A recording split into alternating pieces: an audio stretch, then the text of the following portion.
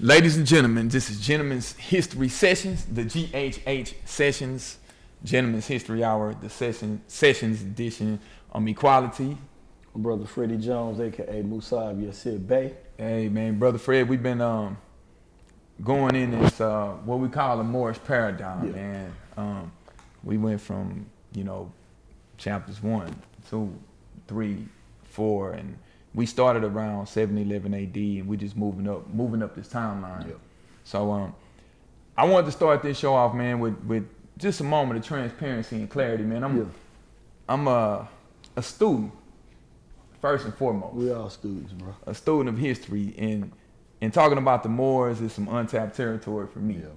But being a part of a show like this, a podcast like this, I wanted to take myself on the outside and watch it and rewatch it and rewatch it.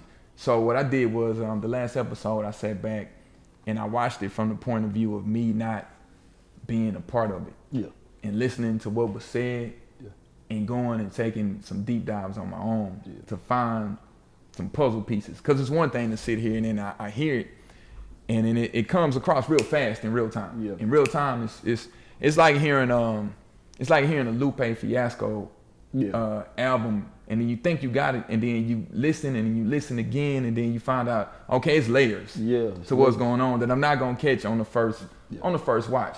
So I say that as a plug to say it's important to rewatch these for one, and then two, like a basketball player watching film, I had to watch my performance. So then I took myself out, and then I brought myself back in to watch it. I'm like, okay, who is this guy that's in here asking these questions? And I was sitting back like, man, I could have did a lot more. I could have prepared a little more for the content of what we were talking about. Yeah. So I say that to say that this one, man, I want to come out, man, MO'd up, man. Yeah. And just from watching it and getting the jewels that I probably didn't get, I'm not even gonna say probably, that I didn't get, because in real time we're sitting here having this discussion and I'm asking you questions. You're the subject matter expert on this. You've been studying this, what, 20 years? Yeah. I wanna say 20 years deep in this. And we're putting it out here for people to have at their disposal to go and rewatch. And so certain things that you said, certain names. One was the fall of Granada, 1492. So I'm gonna start there. Start there. That's the linchpin to everything, man. The critical thing about that, because I heard that, and like I said, when I'm listening in real time, I couldn't process it because I hadn't did the research. And now from doing the research, I'm putting these puzzle pieces together. That fall of Granada marked the end of the Muslim rule. Yeah. So now we got Isabella and King Ferdinand. Ferdinand and Isabella. Two other names that came up. Yeah. They were determined to make Christians out of the Moors in Spain.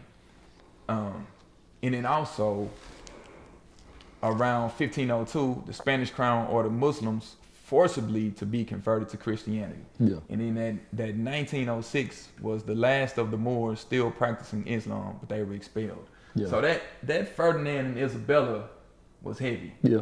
That fall of Granada was heavy because you set it off. And you said it on the podcast. You said this very critical. Yeah. The fall of Granada was very critical. Very. So now we go from the Moors in Spain practicing Islam to being converted to Christianity, basically forcibly. So now I start moving up, and another thing that was talked about, man, and then if I just start moving around, you gotta slow me down. No, you got it. We touched on it a little bit, the African presence in Mexico. So I started doing a little digging, and it's weird, man. I got this book called When Rocks Cry Out. Yeah. Signed, got the book around 2000. Brother put his phone number in there and everything. Put the edition, what number I got, and all that. He touches on the African presence in Mexico or Mesoamerica. They came before Columbus. We talked about this as one of the books. Ivan Van Sertima. Key, 1976. And there are people that'll say, "Oh man, the thing about research, someone is always gonna come back later and try to debunk whatever someone said." Start getting into the destruction of black civilization, Chancellor Williams, and it's really taking these deep dives. Though when Rocks Cry Out makes a lot of references to the Ivan Van Sertima that came before Columbus. So I wanted to start with the Olmec, which was the first civilizations of the Americas. Now, by definition, they were the early people of Mesoamerica who settled the Mexican Gulf Coast. Yes. Now, the reason why I would say that is when we start talking about Ivan Van Sertima and the Olmecs, there's this misconception that Ivan Van Sertima made claims that the Africans settled in Mesoamerica, or they set up colonies in Mesoamerica. So then I do the deep dive with our esteemed scholar Renuka Rasheed. Yep, powerful. And, I've had the pleasure of seeing some Renuka Rasheed lectures. And one of the things, he actually wrote an essay, and I'll just take a few of the quotes from the essay. One thing about the Olmec, because we mentioned this, and the reason why I'm bringing this stuff up, because when I rewatched it, I said Olmec, and I didn't do a deep dive into the Olmec. But anyone that researches, they know they had these colossal headstones carved out of stone. Weighed tons and tons. Tons. They had the features of what, during the time, they would use the word Negroid, big lips, the eyes, those colossal heads of our African presence. Now, one thing Renuka Rasheed said that Sertima did not believe the land of the Olmec was an African settler colony, nor the African origin of Olmec civilization, which is important. Van Sertima believed that the African presence among the Olmec consisted of a small but elite and highly influential community. Yeah. So now we get into that presence. Then in the Rocks Cry Out book by Horace Butler, where he takes this deep dive going to study, now we start getting into the Aztecs, Montezuma, and how this all ties in to what's going on. Montezuma. One thing he said out of the book, that history denies a transatlantic origin for the Aztecs, claiming that the Aztecs were Indians who migrated from North America. Yeah. Now we get into the Letters of Cortez. Yes. During that time, if they didn't have a book, if no one wrote a book, they definitely wrote letters. So you got to go back and read the letters. The scholars were going back. How they did the research was to read those letters. The Letters of Cortez described the war against the Aztecs. The Aztecs were foreigners who came to America from one direction. And this is coming from the Letters of Cortez. He said, where the sun rises, which let us know, in the words of X-Clan, to the east, my brother. East. To the east. Cortez wrote letters to the King of Spain. He waged war against the people of Mexico, including the Aztecs. Cortez slipped the tongue regarding the blackness of the Aztecs. So you got to think in these letters, this is how he's describing them in the blackness. They use the word Moorish, dark complexion to describe the Mexicans that we commonly know as, or we consider the Aztecs. You know, the Mayans and the Aztecs. Exactly. The writings of the explorers exposed the people's braided hair, their Moorish, once again, clothing, their mosque, and African ornamentations. So historians, a lot of times, they didn't agree on a date on the arrival of the Aztecs or the other Americas until the Valley of Mexico. But understanding the pyramids that were there, the Olmec, the heads, the colossal statues, where we talk about Olmec culture, which was a pre-Columbian civilization in Mesoamerica. We'll say 1200 to 400 BCE. Yeah. And, you know, from a geographical standpoint, Mesoamerica is that where North America extends from central Mexico through Belize, Guatemala, El Salvador, Honduras, Costa Rica.